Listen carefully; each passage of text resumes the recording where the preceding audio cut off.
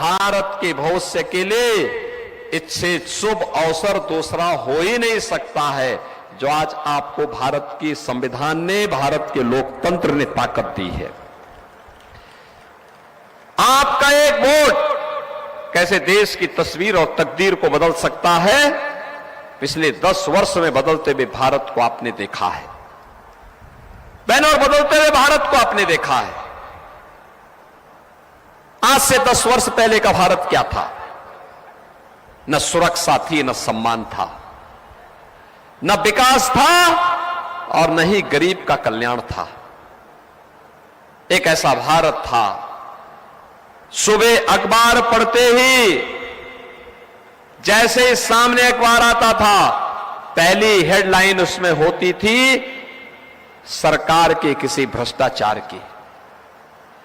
कांग्रेस और आरजेडी सरकार के भ्रष्टाचार की पहली हेडलाइन होती थी, और सायकाल जैसे दिन ढलता था किसी बड़ी आतंकी वारदात की खबर आती थी। हम लोग सांसद थे, संसद में मुद्दा उठाते थे, आंदोलन करते थे कि आतंकवादियों से निपटो, तो इस वो सरकार कहती थी आतंकवादी सीमा पार के हैं। बहनों और भाइयों, आज का भारत आप देखिए कहां हम पहुंच गए हैं। दुनिया में सम्मान है, सीमाएं सुरक्षित हैं, आतंकवाद और नक्सलवाद समाप्त। अब तो जोर से पटाखा भी फट जाए तो पाकिस्तान पहले सफाई देता है, कहता साहब मेरा हाथ नहीं है, क्योंकि मजबूत हाथों में भारत का नेतृत्व है। और मैं तो बार बार कहता हूं, जो लोग पाकिस्तान का राग अलापते हैं, मैं उनसे कहता हूं काहे भारत में बोझा बने हुए हो, पाकिस्तान में जाओ। अरे हिंदुस्तान तो 80 करोड़ लोगों को फ्री में राशन दे रहा है, 4 वर्ष से मोदी जी दे रहे हैं, और पाकिस्तान में 23 करोड़ लोग भूख से मर रहे हैं। कुल 23 करोड़ की आबादी है। मोदी जी ने 10 वर्ष में जितनी पाकिस्तान की आबादी है उससे बड़ी आबादी को गरीबी रेखा से उभारने में मोदी जी ने योगदान दिया है। तो जो लोग पाकिस्तान का राग अलाप रहे हैं बहनों और भाइयों, इनको पाकिस्तान में भीख भी कोई देने वाला नहीं है, क्योंकि जो स्वयं भूखा मर रहा है वे क्या दूसरों का पेट भरेगा। ये नया भारत है। आज विकास हो रहे हैं, 2 लेन, 4 लेन, 6 लेन, 12 लेन के हाईवे, एक्सप्रेसवे, ट्रेन के नए नए मॉडल,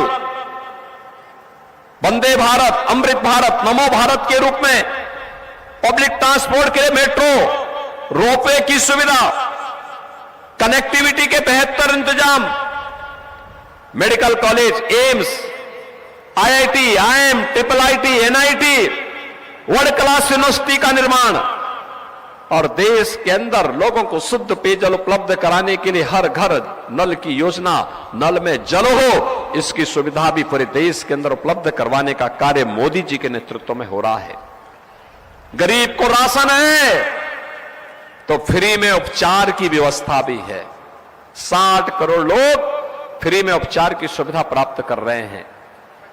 बहनों और भाइयों, 12 करोड़ किसानों के लिए किसान सम्मान निधि है, तो गरीब के घर में शौचालय भी है। मोदी जी ने अयोध्या में रामलला को ही विराजमान नहीं किया है, 4 करोड़ गरीबों के भी मकान बनाए हैं। और मोदी जी की घोषणा है 4 जून को जब फिर एक बार मोदी सरकार बनेगी, तो मोदी सरकार बनते ही 70 वर्ष से ऊपर के प्रत्येक व्यक्ति को प्रतिवर्ष 5 लाख रुपए फ्री में उपचार के लिए उपलब्ध करवाने का काम करेंगे। कोई भी व्यक्ति हो, उसकी जाति, मत, मजहब से कोई मतलब नहीं, वह 70 वर्ष का है, उसको सुविधा मिलेगी। जितने बचे हुए गरीब हैं उनके मकान मिलेंगे।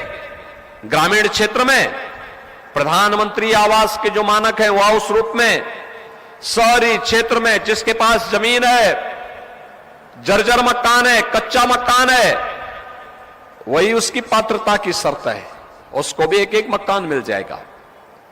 बहनों और भाइयों, आपने देखा विरासत भी है, विकास भी है।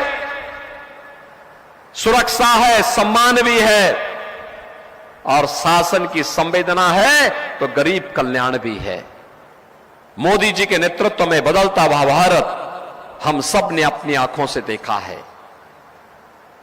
बहनों और भाइयों, लोकसभा चुनाव के अंतिम चरण में आपको मतदान करना है। मतदान 6 चरणों के पूरे हो चुके हैं। इन 6 चरणों में देश के अलग अलग राज्यों में मुझे जाने का अवसर प्राप्त हुआ। अलग अलग राज्यों में गया, उत्तर, दक्षिण, पूरब, पश्चिम, चारों ओर एक ही नारा, एक ही संकल्प, लोगों के मन में एक ही स्वर गूंज रहा है। चारों ओर लोग एक ही बात कहते हैं, वह नारा है, फिर एक बार, फिर एक बार, फिर एक बार, और अब की बार 400 पार। 400 पार का नारा सुनते ही कांग्रेस और आरजेडी के गठबंधन को चक्कर आने लगता है, क्योंकि दोनों भी मिलकर के 400 सीटों पे नहीं लड़े।